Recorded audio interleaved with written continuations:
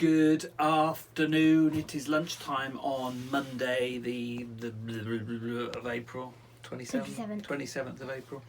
Hope everybody's had a good weekend. We had a lovely weekend of weather, but we also had a lovely weekend of doing this with picture books. We had some really nice choices. Usual Oliver Jeffers, Julia Donaldson, Kez Gray, Jim Field, all those cracking authors.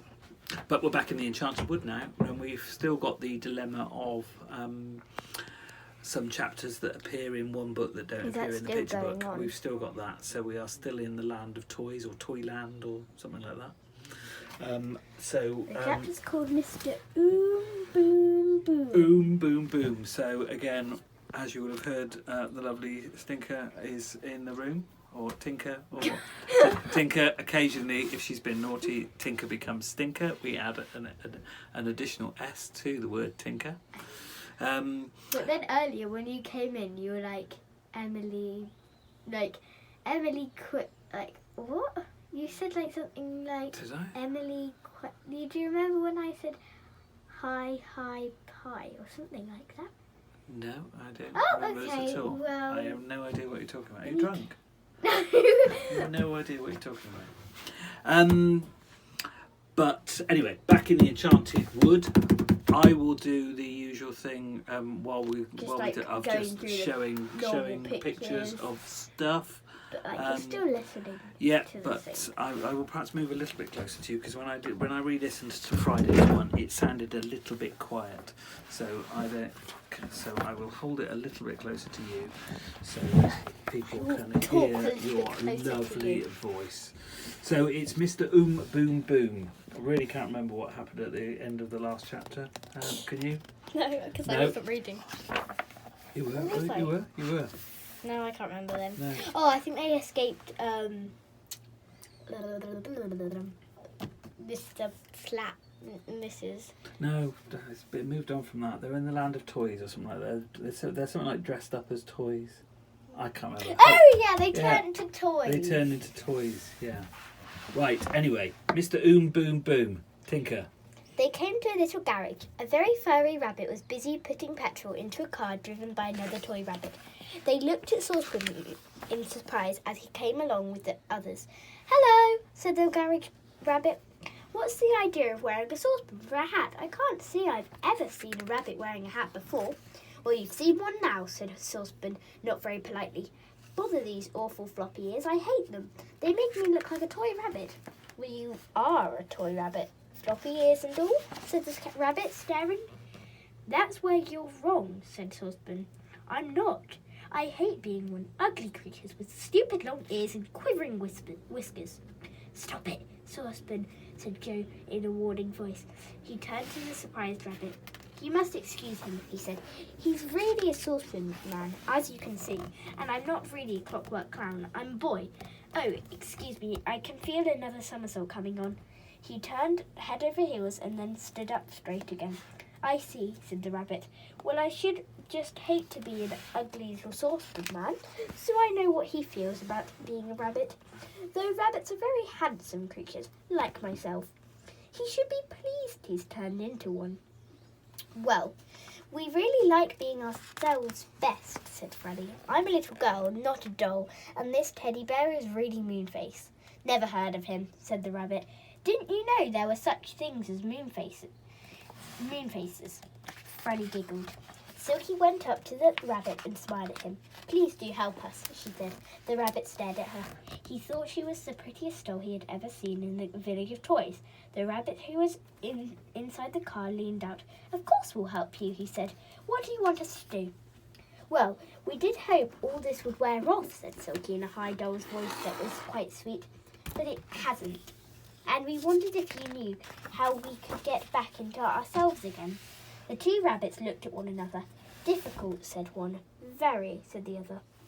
"What about the other spell maker, Mr. Boom Boom," said the first one. "If he's in a good mood, he might do something for them." "Yes, but if he's in a bad mood, he might turn them into something worse," said the second rabbit. "Then we won't go there," said Joe hurriedly, and turned another somersault. "We could see if he's in a good or bad mood. before we can say anything, said the rabbit. I'll take you there in my car if you can all squeeze in. Well, we could try, said Moonface, his little round teddy bear face looking worried. The rabbit told Silky to sit next to him. He thought she was really beautiful and very sweet. I'm sure if you went to ask Mr. Boom Boom for a favour, he would say yes at once, he said. I never saw anyone as pretty as you. Well, you're a very handsome rabbit, said Silky, and that pleased him very much. They all squeezed into the car somehow, waved to the friendly garage rabbit, and set off. I feel a somersault coming on, said Joe suddenly. I'm so sorry, but will you please stop the car so that I can get out and head over hills? You're going to be a bit of a nuisance, said the rabbit driver. Can't you do about a dozen and make those do for a while? I'll try, said poor Joe. So he got out and did 9, but no more would come. So he got back into the car. I do wish you didn't wear so many pans and kettles, he said to Saucepan. Move that kettle, will you? It's sticking its spout into me. Kettles don't have snouts, said Saucepan. Spout, I said. Not snout, said Joe crossly.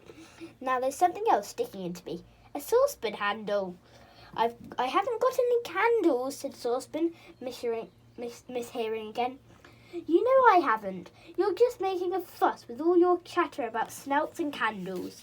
I said shouts and pandals, bawled Joe, losing his temper. No, I don't mean that. I mean pouts and scandals, said Franny with a squeal of laughter. Be quiet, you two. Saucepan dear, be sensible. He meant spouts and handles. Look, they're sticking into him. Well, why didn't he say so then? Grumbled Saucepan, moving the kettle and the saucepan and sticking them into Moonface, and said, Goodness, Moonface, what are you growling about now? Moonface turned his teddy bear face to Saucepan. You're not kind, he said. No, I don't mind, said Saucepan, whose hearing had gone quite wrong with the noise of the car and the jangling of his pans. Of course I don't mind. Why should I mind? Mind what, anyhow? Stop talking, said the rabbit at the wheel. I keep listening and it all sounds so mad that I'm sure I shall drive into a tree or something. Anyway, I want to talk to this dear doll here, Silky. Nobody talked after that, except Silky and the toy rabbit. The car went on, and at last Joe wanted to get out and go head over heels again. Can you stop, he called, said the rabbit, putting on the brakes so suddenly that Saucepan flew off Saucepan's head and rolled away down the road. Yes, get out and somersault for a bit while I turn the car around. So Joe turned about 10 somersaults while the toy rabbit turned the car around again. Then back they went to the Mr. Boom Boom. Don't start talking to Silky or you'll go right past again, begged Franny. But this time the rabbit kept an eye open for Mr. Boom Boom's house and suddenly put on the brakes again. There goes another of my saucepans, groaned Saucepan. Do we have to stop so suddenly? Nobody took any notice of him. They stared at a funny little door set in a grassy hill. On it was printed in bold black letters, Boom Boom, knock 7 times. Silky, you go, said Franny. Perhaps Boom Boom will be nice to you. You really do look very sweet. All right, I'll knock, said Silky bravely, though she felt very scared. She got out of the car and went up to the little door. She took hold of the knocker and knocked 7 times. Blam, blam, blam, blam, blam, blam, blam. A loud voice came from inside. Stop knocking! Once is enough.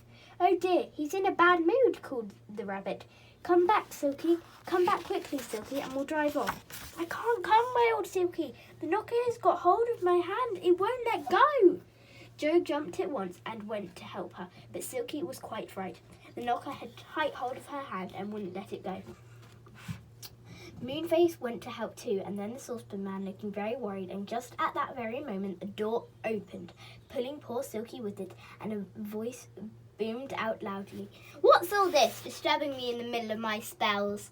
Everyone thought that Boom Boom was a very good name for him, booming at them like that, but he wasn't a bit like his voice. He was an old pixie with a beard so long that it trailed behind him. He had a big pointed ears and wore a funny little round hat with feelers on it like butterflies. His eyes were as green as grass and very bright indeed.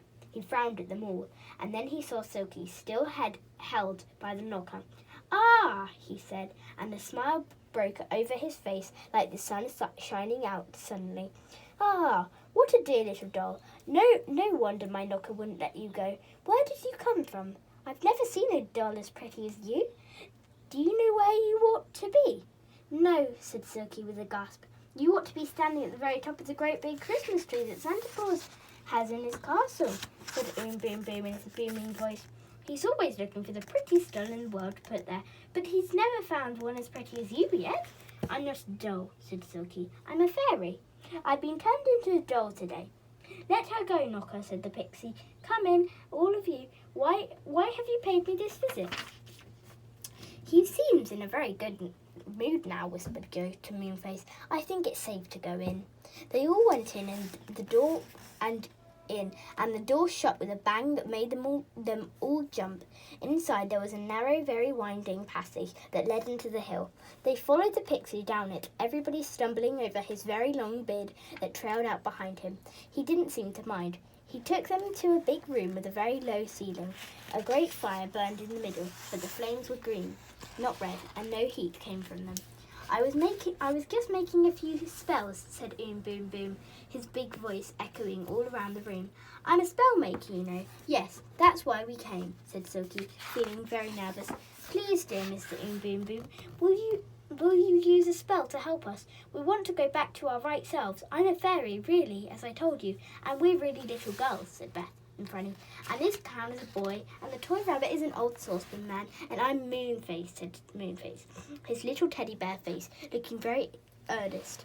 "Please do help us." "Ha!" said Boom Boom, looking around at them and beaming. "Well, I don't mind doing that. That's easy, but I'll do it in one condition."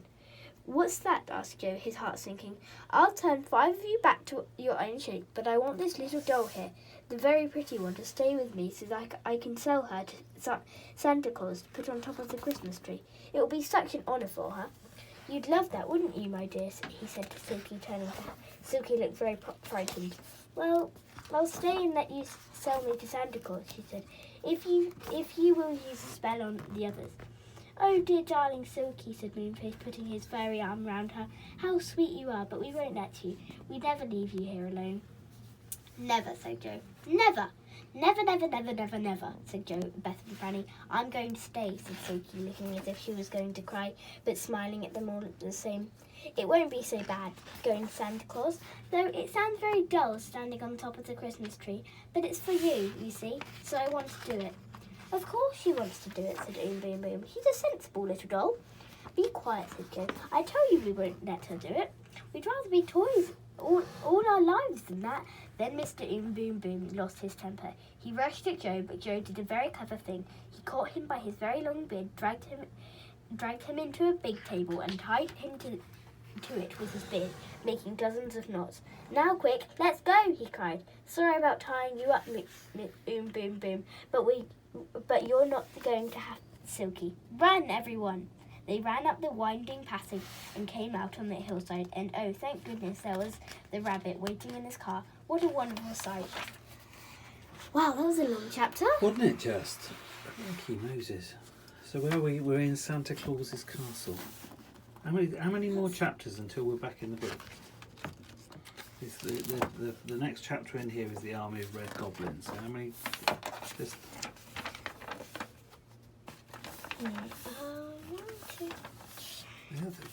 Maybe that's why they didn't put them in this book, because they're just super long. Oh, it's the next one.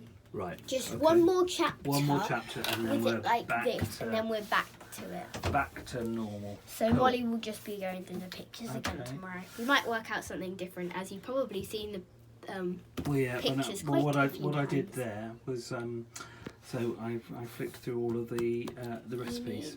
So people, if they weren't watching and they fancy making some Google buns or some pop cakes or some toffee, if you scroll back through the pause the video and you'll see the kind of like the recipes on how to make all those yummy things. Right. Yummy things. Okay, let us TTFN because I've got my next call at 2:00 and I need some lunch. TTFN. Bye.